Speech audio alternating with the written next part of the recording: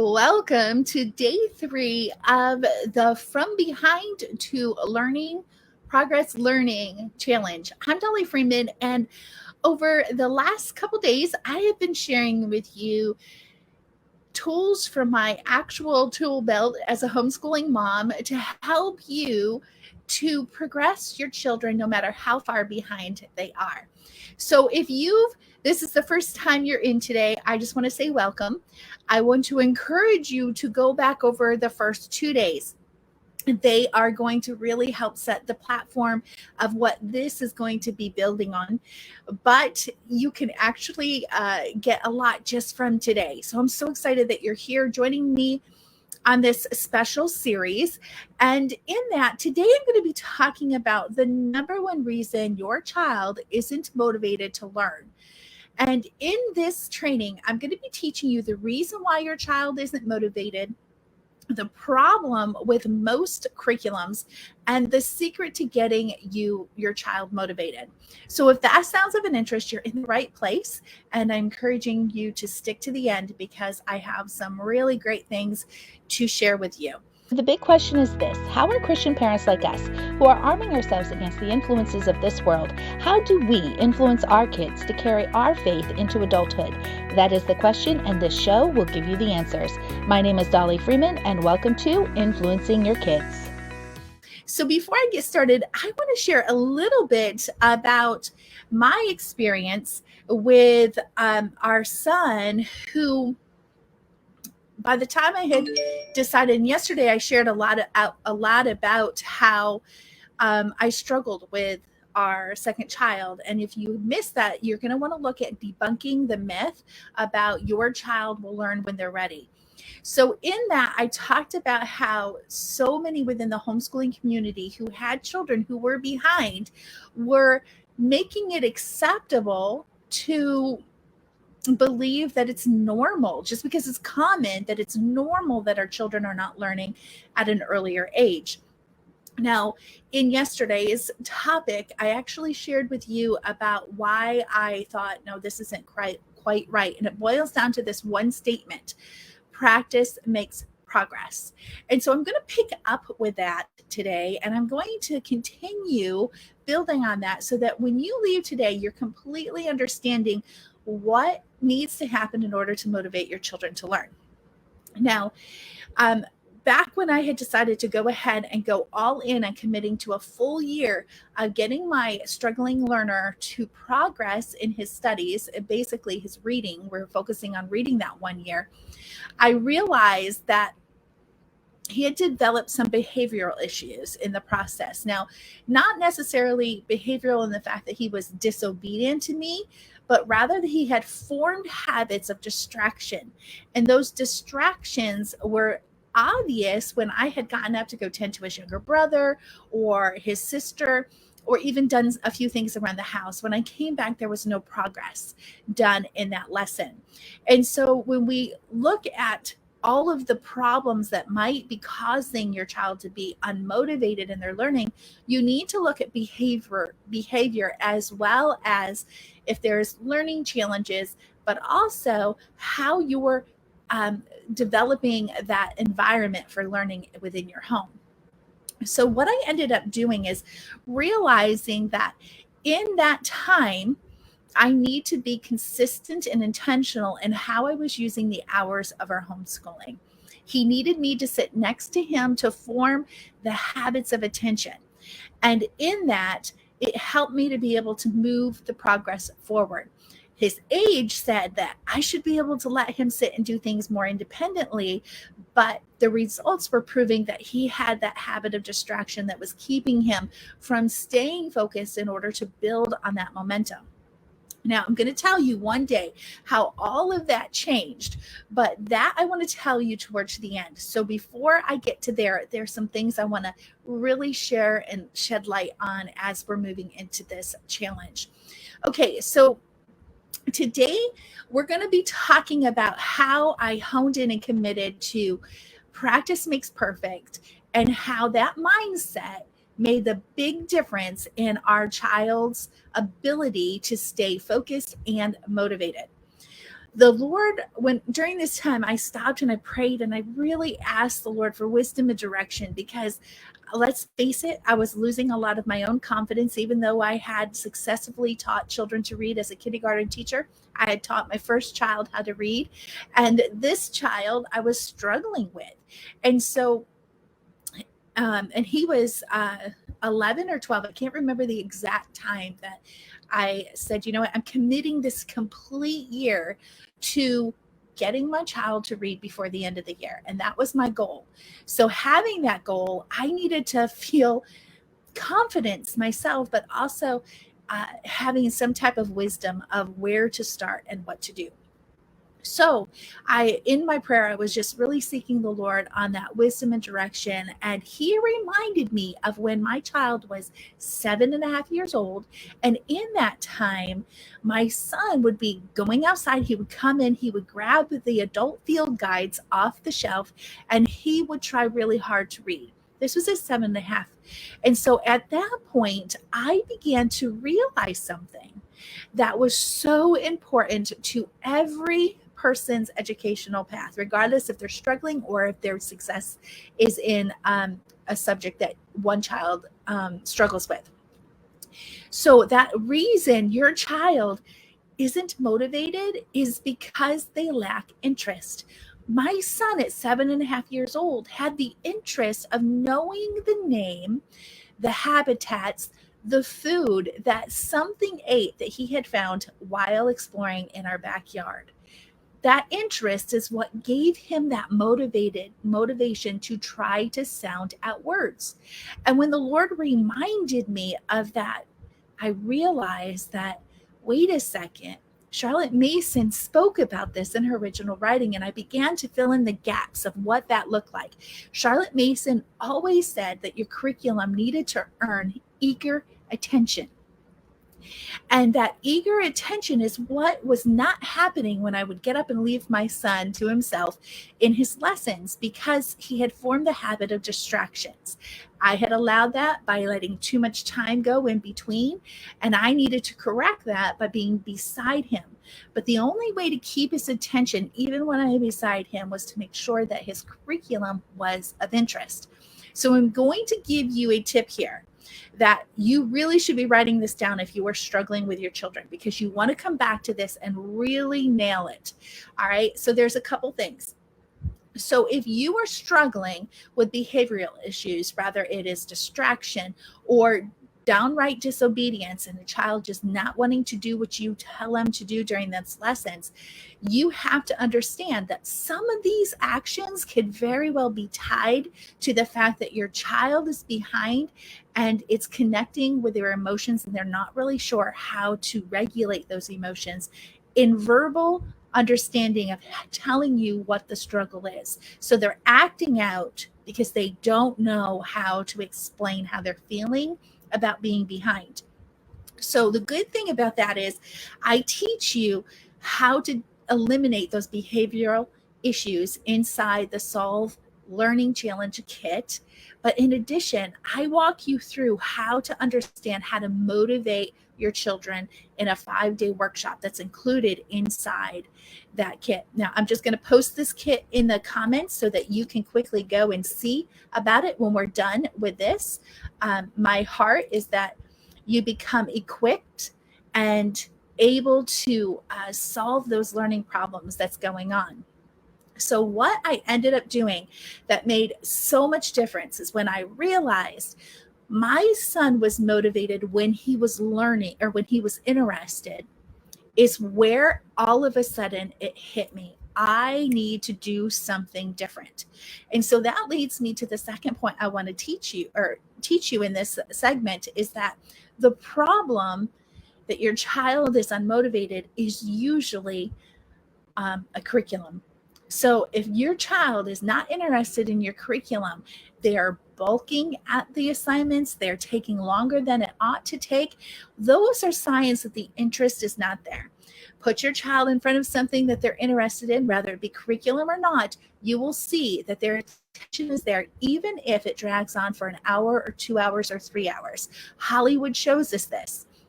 Our children, even of one, can sit in front of nearly 2-hour movie. So attention is possible as long as their interest is there. So what do we do? What do we do when we have planned the curriculum that are not getting the attention? Well, there's two parts, okay? So number one, I'm going to talk about today and what I did. Second part, I'm going to pick up tomorrow. So don't miss tomorrow's topic.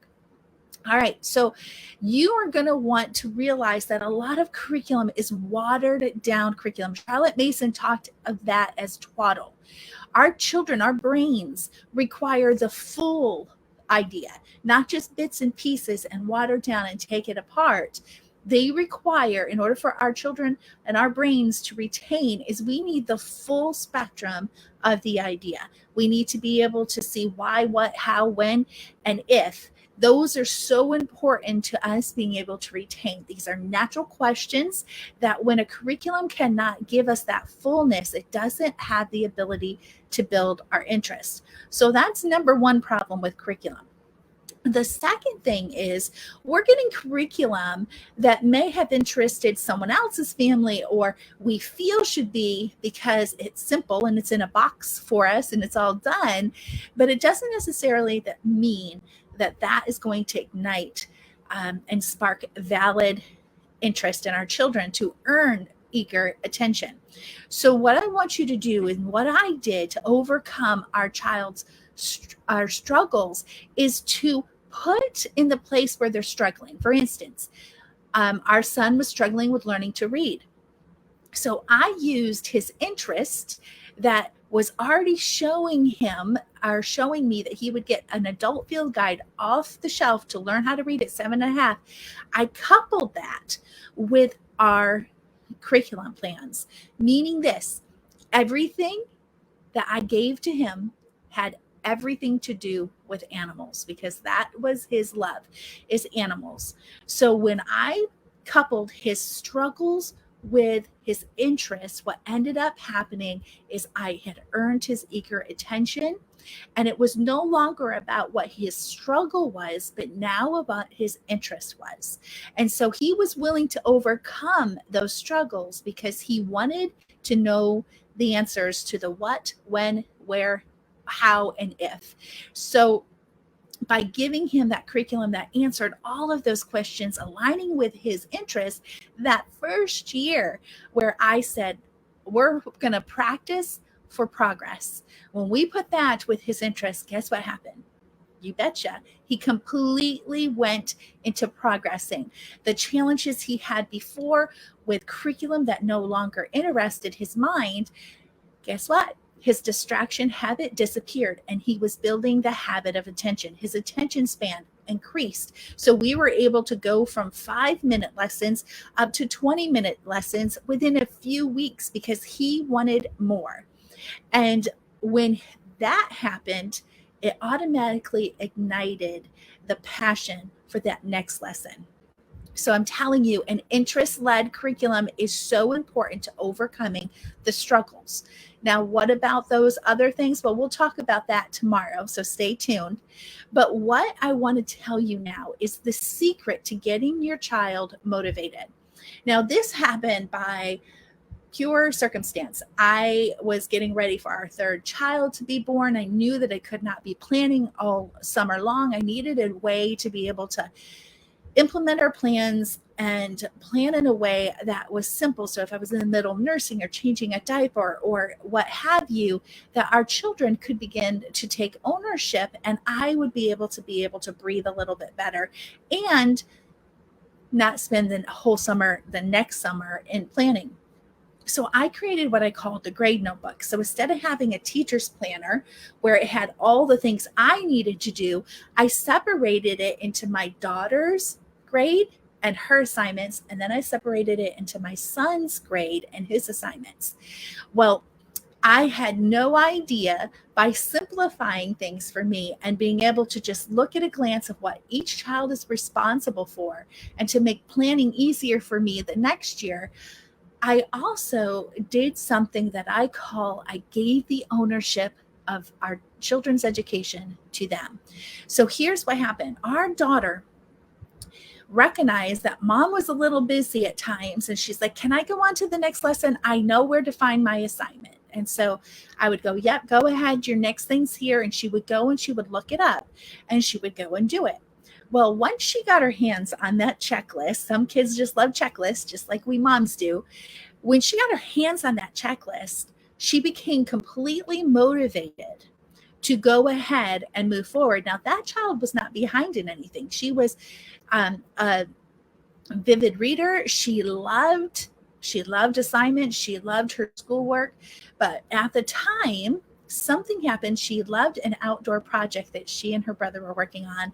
And she wanted more free hours in the afternoon because the days were getting darker earlier. They were shorter. And she knew she had only but a certain amount of time to work on this project. Unbeknownst to me, she woke up at 6 or 6:30 in the morning. I'm not quite sure. And took ownership of her education, and she began working on all of her things. She knew how to read, she knew how to write, and so she took her assignments and she went forth with it completely on her own, 100% motivated. Now, here is what happened. I woke up that first morning, and not the first morning of the school year, but the first morning she took ownership of her education. And in that, she's like, I'm working my last assignment for the day. And I was like, there's no way you could be doing that. So doubting her, I went through her assignments, and sure enough, she was on her last one and she had done perfect execution in it. And at the same time, I'm working through to keep her accountable and verify and evaluate her assignments. Next thing you know, our son got up, our second son, the struggling learner. He had gotten up, and when he found out that she was on her last assignment and he had yet to have breakfast and he had yet to start, I had to deal with a meltdown because this was their project they were working on together. And I was not allowing one student or one child to go outside and do work or have free time without doing the work first. And so he knew that, and he began to cry. And I was like, you know what, mommy will get right into it. I won't worry about other stuff. And the morning routine, we'll get right into your school as soon as we have breakfast. Well, what happened the next day? He got up and he began to be motivated in his work that he knew he had the ability to do on his own. And we call that independent work. He knew he could do certain things. And then when he came across something that he did not know how to read, or he wasn't sure what it was, he would ask his sister while I was still sleeping with our relatively newborn. I mean, he was about a year, but he was still not, still needing mommy and keeping me up a little bit at night. So the key thing was he was motivated because there was a project that he wanted to work on with his sister, and he knew he had to get up earlier and to work on it. So you betcha, as soon as I got up, he was ready to do his other assignments. I checked his work. They had done it with perfect execution. And before you know it, that grade notebook became the motivation for our children to work. So here we are with his assignments that he had the ability to do, the confidence to do independently. We talked about the confidence baseline yesterday. He knew what he could do independently. He did them. But he also knew certain things he had to do with mommy. And so we worked on them real quick, and they earned those hours. That motivation of giving our children ownership of their education is one that I highly recommend, even if your children are behind in learning. Now, I will tell you, I'm putting the link where you can look into the grade notebooks. Here's what I want you to know about those. These are something that as soon as a child learns how to read, they can take ownership. However, my sons have proven to me that it doesn't matter if they read. They have the motivation to learn how to take ownership of it long before you give it. They want to check off their math assignments. They want to check off their memory work. They want to check off the things that they know where they are. So don't think that just because they're not reading or they're behind in something, they can't take ownership of it. They surely can. Okay, so the key here is that I want you to begin to work on in this challenge task is to determine your child's interest so that you can earn their eager attention to overcome their struggles. So remember, you're coupling their struggles, whatever they're struggling with their interest. And that is the key thing that you're going to have to work on in order to make sure that you are motivating your children. And then also consider adding your lessons into a place where you can give ownership to your children to take ownership of their lessons. They know what's required of them, in what order, and in how much time. And as long as they're having perfect execution and you're evaluating their work along the side, there's no reason for you not to do that with them. Now, if you haven't been able to get the kit, but you want to get started, I have a poster set for you, and I encourage you to go get that. That's at solvelearningchallenges.com. If you do want to get the kit, you can go to solvelearningchallenges.kit.com, and the poster sets will help you to influence your kids to show progress. These 3 posters will also help you to have the secret to identifying gaps in your children's education, as well as how to motivate your kids to love learning. These 3 posters are included inside the kit as well, but you can get those posters absolutely free just by putting your email in at solvelearningchallenges.com. Okay, so tomorrow is day 4 of the Behind to Learning Progress Challenge. And tomorrow we're going to be talking about how to influence your kids to be interested in your curriculum choices. This is one that you don't want to miss, because if you already have your homeschool plans laid out, but your children are just having behavioral issues, they're balking at what it is that you've assigned, or maybe they have the distraction habit full gear and you're really not grabbing their attention, let me show you in tomorrow's teaching about how to actually gain their earn their earnest attention and move forward with that. Okay, I'll see you in tomorrow's episode. I can't wait until then, but I hope you're enjoying this challenge. Until tomorrow. Thank you for listening to Influencing Your Kids. Start a conversation by commenting on this episode, share it on social media, or join the movement at 1000wholesomehours.com. Subscribe now so you don't miss our next episode.